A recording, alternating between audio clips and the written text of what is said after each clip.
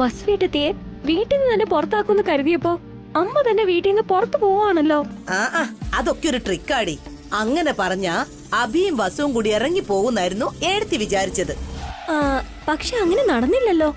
അമ്മ കോംപ്രമൈസ് ആയിട്ട് റൂമിലേക്ക് പോയി. നിന്റെ അമ്മായിയെ അത്ര കുറച്ച് കാണണ്ട നീ. അവരൊരു തീരുമാനം എടുത്തു കഴിഞ്ഞാ അതിൽ നിന്ന് പിന്മാറില്ല. പക്ഷെ ഇപ്പൊ പിന്മാറിയില്ലേ? വീട് വിട്ട് പുറത്തു പോകുന്നു പറഞ്ഞിട്ട് ഇപ്പൊ റൂമിലേക്ക് പോയിരിക്കുക. ഏടത്തി റൂമിലേക്ക് പോയത് കോംപ്രമൈസ് ആയിട്ടല്ലടി, വേറെ എന്തോ ഉദ്ദേശം വെച്ചിട്ടാ. എനിക്ക് തോന്നുന്നത് ഇന്നോ നാളെയോ നിന്റെ അമ്മായി വലിയൊരു ബോംബ് പൊട്ടിക്കാൻ പോവാണെന്നാ. ഏത് ടൈം ബോംബാണോ? അല്ലടി, വസു തല കറങ്ങി ബോധം കെട്ട് വീഴുന്നൊരു ബോംബ്.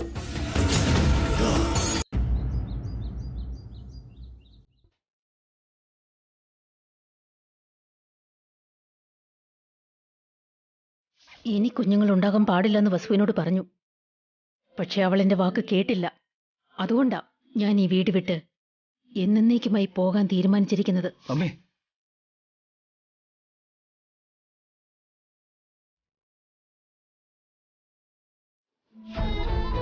അമ്മ പറഞ്ഞതൊക്കെ വലിയ കാര്യമായിട്ട് എടുക്കേണ്ട വസുന്ധര.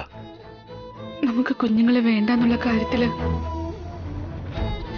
അമ്മ എന്തിനാ ഇങ്ങനെ പിടിവാശി കാണിക്കുന്നത് ഏട്ടാ? എത്രയൊക്കെ ആലോചിച്ചിട്ടും എനിക്കിത് മനസ്സിലാകുന്നില്ല. ആ കാര്യത്തെ പറ്റിയാ ഞാനും ചിന്തിക്കുന്നത്. ഈ അവസ്ഥയിൽ താൻ മനസ്സ് വിഷമിപ്പിക്കരുത്. അമ്മയുടെ മനസ്സിൽ എന്തോ ഒരു പ്രധാന കാര്യമുണ്ട്. അല്ലാതെ ഇങ്ങനെ പിടിവാശി കാണിക്കില്ല അമ്മ. ഞാൻ എല്ലാ കാര്യങ്ങളും ചോദിച്ച് മനസ്സിലാക്കാം. താനിപ്പോ റെസ്റ്റ് എടുക്ക.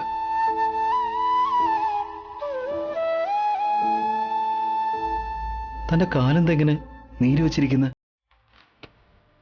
പ്രഗ്നന്റ് ആയിട്ടുള്ളവർക്ക് കാലിലോ നീര് വരുന്നത് സാധാരണ ഏട്ടാ. പെയിനുണ്ടോ? കുറച്ച് പെയിനുണ്ട്.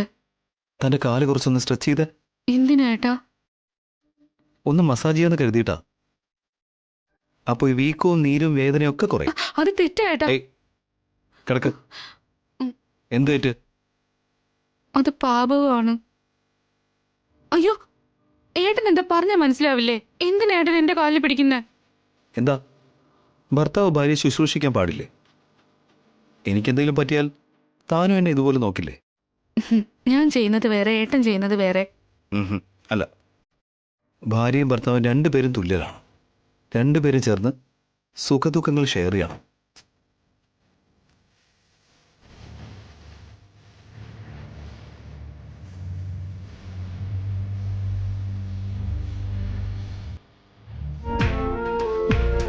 മസാജ് ചെയ്യുകയാണെങ്കിൽ വേദന നല്ല പോലെ കുറയും.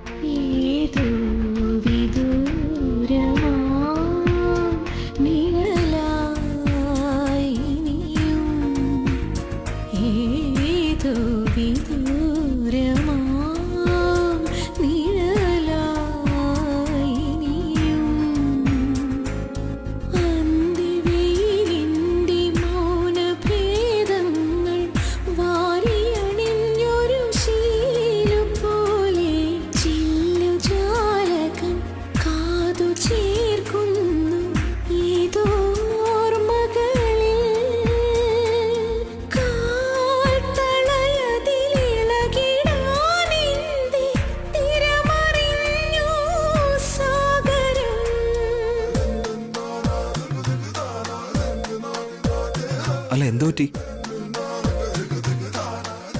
എന്നെ ഇത്രയും അധികം മനസ്സിലാക്കിയ ഒരു ഭർത്താവിനെ കിട്ടിയതിന് ഞാൻ ഈശ്വരനോട് നന്ദി പറയാ.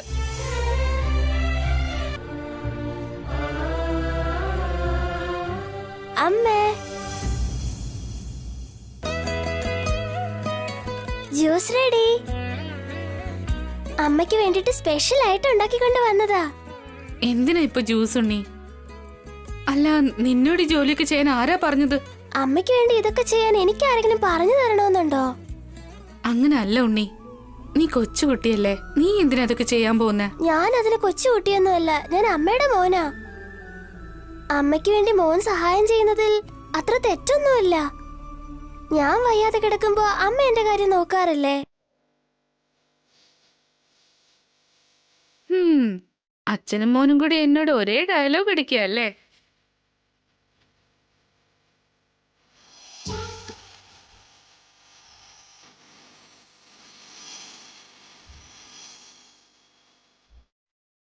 രണ്ടുപേരും കൂടി ചേർന്ന് എന്നെ ബുദ്ധിമുട്ടിച്ചോണ്ടിരിക്കുക.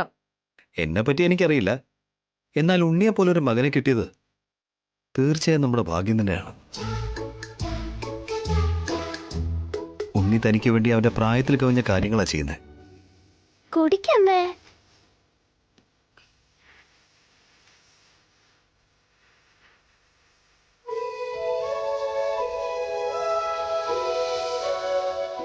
ഇത്രയും നല്ലൊരു ഭർത്താവിനെയും ഒരു മകനെയും കിട്ടിയത് ഞാനെന്തോ പുണ്യം ചെയ്തതുകൊണ്ടാ. ഞങ്ങൾക്കിടയിലേക്ക് ഒരു കുഞ്ഞും കൂടി വരണം. കുഞ്ഞ് വേണ്ടാന്ന് അമ്മ പറയുന്നതിനുള്ള കാരണം കണ്ടുപിടിക്കണം.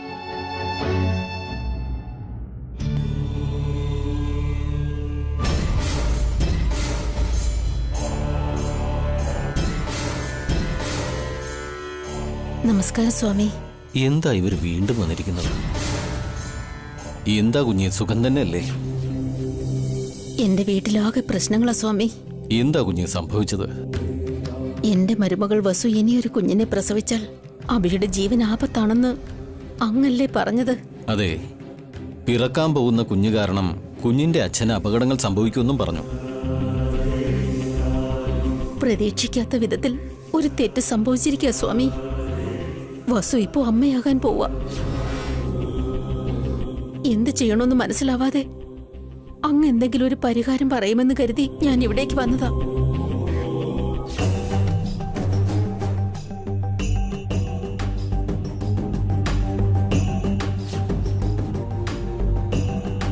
ഇല്ല കുഞ്ഞെ, അത് സംഭവിക്കാൻ പാടില്ല. അപകടമാണ്. ഇതിനു മുൻപ് തന്നെ 2 തവണ നിങ്ങളുടെ മകന് അപകടം സംഭവിച്ചതായി ഞാൻ കാണുന്നു.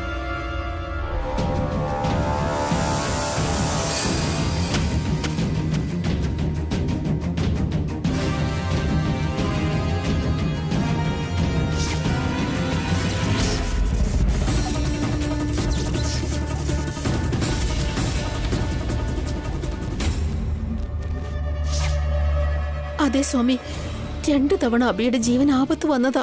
നിങ്ങളുടെ മകൻ ദീർഘായുസോടെ ഇരിക്കണമെന്ന് നിങ്ങൾ ഈശ്വരനോട് പ്രാർത്ഥിച്ചത് കാരണം 2 അവസരങ്ങൾ ഈശ്വരൻ നിങ്ങൾക്ക് തന്നു കഴിഞ്ഞു. 3-മതൊരു അവസരം നിങ്ങൾക്ക് ലഭിക്കുമോ ഇല്ലയോ എന്നറിയില്ല.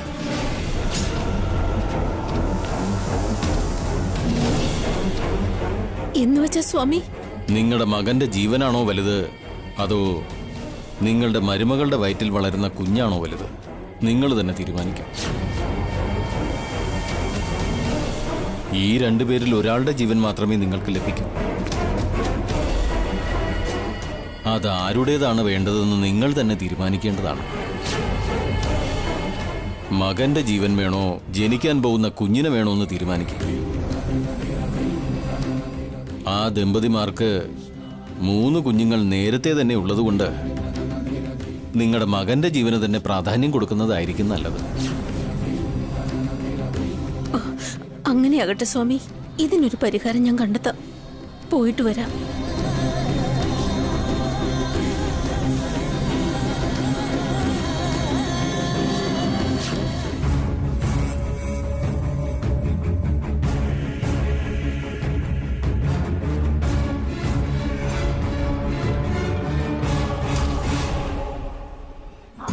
അംബികാദേവി മേഡം, നിങ്ങൾ ഊഹിച്ചതുപോലെ തന്നെ നിങ്ങളുടെ മകളുടെ അമ്മായിയമ്മ ഇവിടെ വന്നിരുന്നു. അവർ വീണ്ടും ഇവിടെ വന്നാൽ എന്തു പറയാൻ നിങ്ങൾ പറഞ്ഞോ അത് തന്നെ ഞാൻ പറഞ്ഞു. Very good. എന്നിട്ട് അവരെന്താ പറഞ്ഞത്? എന്തെങ്കിലും ഒരു തീരുമാനം എടുക്കുമെന്ന് എനിക്ക് മനസ്സിലായി മേഡം. നിങ്ങളുടെ ശിഷ്യനെ എന്റെ വീട്ടിലേക്ക് അയക്കേ, ഞാൻ പണം കൊടുത്തു വിടാം. Thank you madam.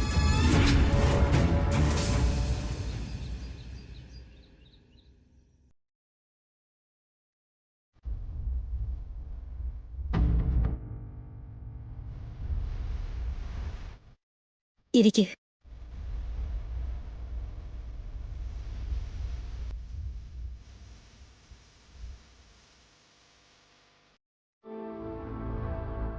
അമ്മ വന്നിട്ട് കുറെ നേരമായോ?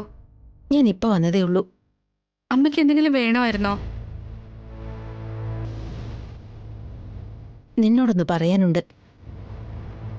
എന്താ അമ്മേ? നിങ്ങളുടെ മകന്റെ ജീവനാണോ വലുത്, അതോ നിങ്ങളുടെ മരുമകളുടെ വയറ്റിൽ വളരുന്ന കുഞ്ഞാണോ വലുത്? നിങ്ങൾ തന്നെ തീരുമാനിക്കും.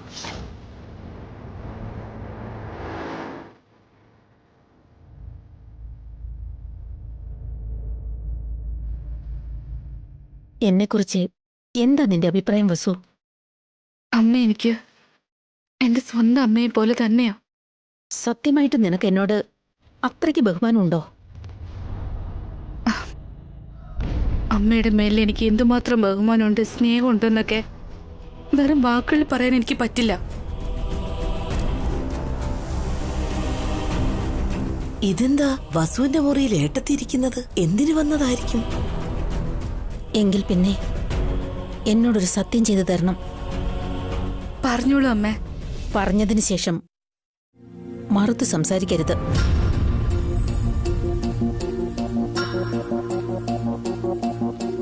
എന്നെ കൊണ്ട് പറ്റുന്നതാണെങ്കിൽ തന്ന വാക്ക് തെറ്റിക്കില്ലമ്മേ. എന്തിനാ, എന്തുകൊണ്ട് എന്നൊന്നും ചോദിക്കരുത്. നിനക്ക് കുഞ്ഞ് ജനിക്കുന്നത് എനിക്കിഷ്ടമില്ല. ഈ കാര്യം ഞാൻ നിന്നോടും അബിയോടും വളരെയധികം വ്യക്തമായിട്ട് പറഞ്ഞതാ. അതിനുള്ളിൽ തന്നെ നീ കൺസീവ്ഡായി. അത് പ്രതീക്ഷിക്കാതെ സംഭവിച്ചതാണെന്ന് നീ പറയുന്നു. ഇപ്പൊ ഞാൻ പറയുന്നത് കേൾക്ക്. എനിക്കിഷ്ടമില്ലാത്തതൊന്നും നടക്കാൻ പാടില്ല. അതുകൊണ്ട് നീ നിന്റെ വയറ്റിലുള്ള കുഞ്ഞിനെ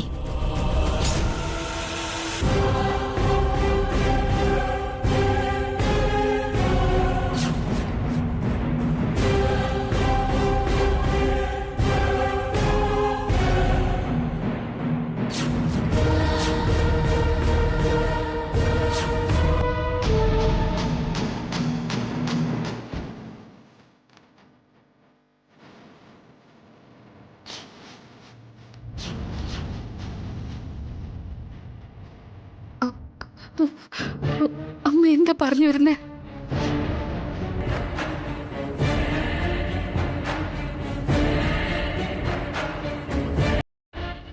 എന്റെ കുഞ്ഞിനെ കൊല്ലണമെന്നാണോ പറഞ്ഞു വരുന്നേ?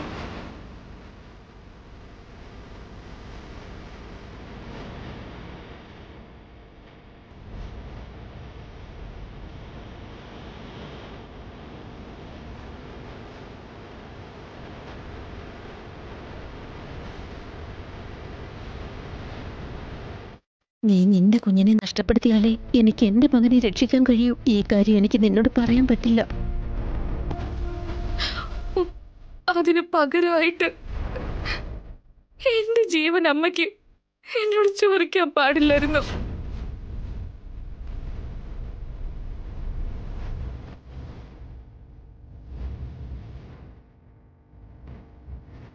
എനിക്ക് നിന്റെ ജീവനൊന്നും വേണ്ട. നീ നിന്റെ കുഞ്ഞിനെ വേണ്ടാന്ന് വെക്കുകയാണെങ്കിൽ അത് മതി.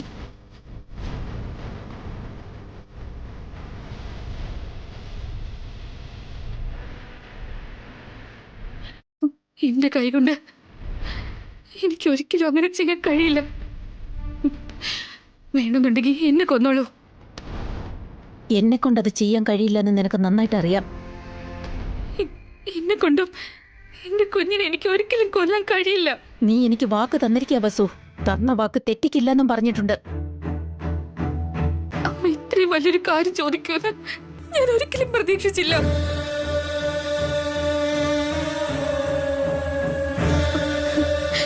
ദയവ് ചെയ്ത് എന്നോട് ക്ഷമിക്കമ്മേ. ഈ കാര്യം ഒരിക്കലും എനിക്ക് അനുസരിക്കാൻ പറ്റില്ല.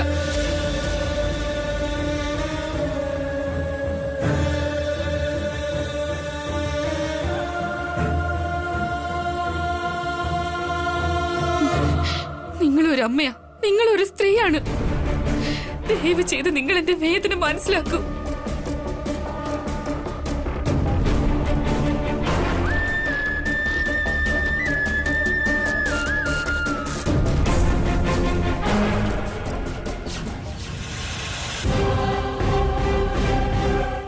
ഞാനും നിന്നോട് അത് തന്നെ പറയുന്നത്. ഈ അമ്മയെ ഒന്ന് മനസ്സിലാക്ക്. അമ്മയുടെ സ്നേഹം എല്ലാവർക്കും ഒരുപോലെയാണ്.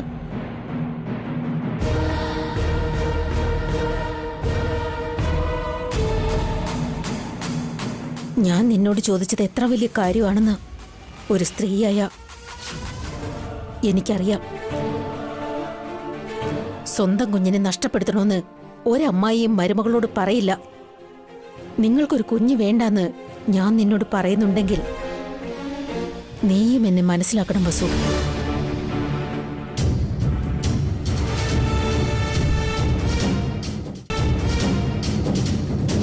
വേറെ വഴിയില്ല. നീ നിന്റെ കുഞ്ഞിനെ വേണ്ടാന്ന് വെക്കേ വഴിയുള്ളൂ.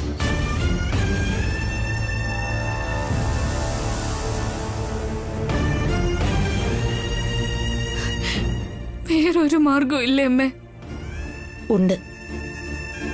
നിനക്ക് നിന്റെ കുഞ്ഞിനെ നഷ്ടപ്പെടുത്താൻ കഴിയാത്ത അവസ്ഥയില് ഞാൻ ഈ വീട് വിട്ട് എന്നേക്കുമായി ഇറങ്ങിപ്പോകും.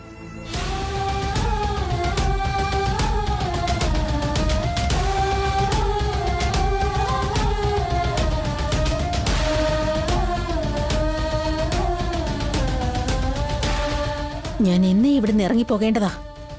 നീ കാരണമാ ഞാനിവിടെ ഉള്ളത്. ഞാൻ ചോദിച്ചത് പറ്റില്ലെന്ന് പറഞ്ഞാ നീ കാരണം തന്നെ ഈ വീട് വിട്ട് ഞാൻ വെളിയിൽ പോകേണ്ടി വരും.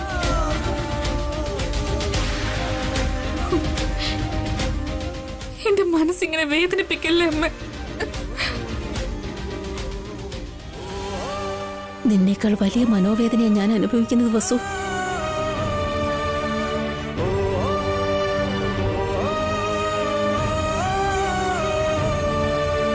വേറെ മാർഗമില്ല വസു. ഇതാണ് എന്റെ തീരുമാനം. നിനക്ക് ഒരാഴ്ച സമയം തരാം. അതിനുള്ളിൽ നീ ഒരു തീരുമാനമെടുക്കണം.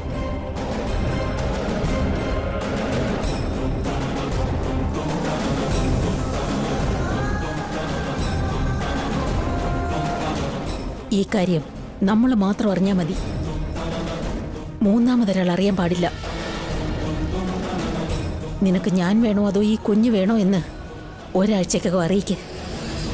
നിന്റെ തീരുമാനം എന്തായിരുന്നാലും ശരി, ധൈര്യമായി എന്നോട് പറയാം. അതുവരെയും നിന്നെ ഞാൻ ശല്യം ചെയ്യില്ല.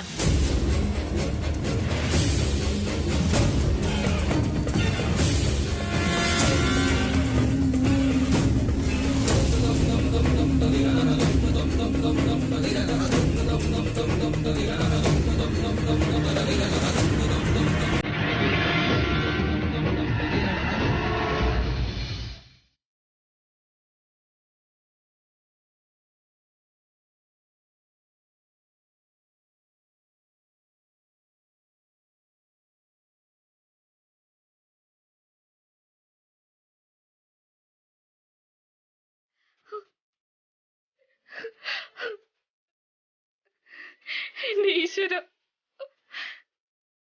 ഞാനിനിയിപ്പോ എന്താ ചെയ്യാ?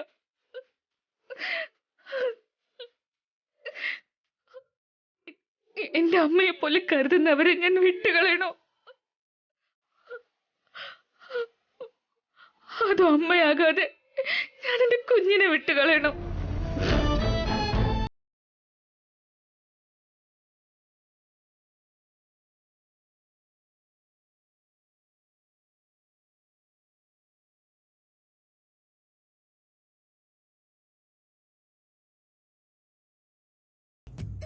എന്താ, നിങ്ങൾക്ക് പുതിയ ബോയ് ഫ്രണ്ട് വല്ലതും കിട്ടിയോ? എനിക്ക് അതിനൊക്കെയുള്ള ഭാഗ്യമുണ്ടോ? ഉണ്ടെങ്കിൽ തന്നെ ഞാൻ ഗുഡ് ന്യൂസ് എന്ന് പറഞ്ഞത് എനിക്കല്ല, നിനക്കാ. എന്ത് ഗുഡ് ന്യൂസാ? നിന്റെ അമ്മായിയമ്മ ഉണ്ടല്ലോ, ചെറിയ ആളൊന്നും അല്ലടി, എന്നേക്കാൾ വലിയ ബുദ്ധിശാലിയാ. അതൊക്കെ എനിക്ക് നേരത്തെ അറിയാലോ. പുതിയതായിട്ട് എന്തെങ്കിലും ഉണ്ടെങ്കിൽ അത് പറ. ചെടി വസു അമ്മയായാൽ അബിയുടെ ജീവൻ ആപത്താണെന്ന് നിന്റെ അമ്മ ആ സ്വാമിജിയോട് എഴുത്തിയോട് കള്ളം പറയാൻ വേണ്ടി പറഞ്ഞില്ലേ? അതും എനിക്ക് അറിയാവുന്ന ന്യൂസ് അല്ലേ. പുതിയ ന്യൂസ് എന്തെങ്കിലും ഉണ്ടെങ്കിൽ പറഞ്ഞാ മതി. ആ കാര്യം നിന്റെ അമ്മായി കണ്ണടച്ചങ്ങ് വിശ്വസിച്ചിരിക്കുക. എന്ത് സംഭവിച്ചാലും വസു കുഞ്ഞിനെ പ്രസവിക്കാൻ പാടില്ലെന്ന് തറപ്പിച്ചങ്ങ് പറഞ്ഞിരിക്കുക. നിങ്ങൾ എന്റെ ടൈം വേസ്റ്റ് ചെയ്യാൻ വേണ്ടി ഇറങ്ങി തിരിച്ചിരിക്കുകയാണോ? ഗുഡ് ന്യൂസ് എന്നൊക്കെ പറഞ്ഞ് പഴകിയ കുറെ പഴഞ്ച ന്യൂസ് ഒക്കെ എന്തിനാ ഇങ്ങനെ പറയുന്നത് ആന്റി? എല്ലാത്തിനും ഭയങ്കര തിടുക്കാൻ നിനക്ക്. നിന്റെ അമ്മായിയമ്മ ഇന്നും സ്വാമിജിയുടെ അടുത്ത് പോയിട്ടാടി വന്നിരിക്കുന്നേ. നിന്റെ അമ്മായി ആ സ്വാമിജിയോട് എന്താ പോയി പറഞ്ഞതെന്ന് എനിക്കറിയില്ല. എന്തായാലും നിന്റെ അമ്മായി ഇപ്പൊ വസുവിന്റെ റൂമിലേക്ക് പോയി അബോർഷൻ ചെയ്യണമെന്നുള്ള കാര്യം പറഞ്ഞു. സത്യമാണോ ആന്റി? ആ സത്യമാടി, നീയാണ് സത്യം. ഒരാഴ്ച സമയം കൊടുത്തിട്ടുണ്ട്. ഒരാഴ്ചക്കുള്ളിൽ അബോർഷൻ ചെയ്യണമെന്ന് സ്ട്രോങ് ആയിട്ട് വാർണിംഗ് കൊടുത്തിട്ടുണ്ട്.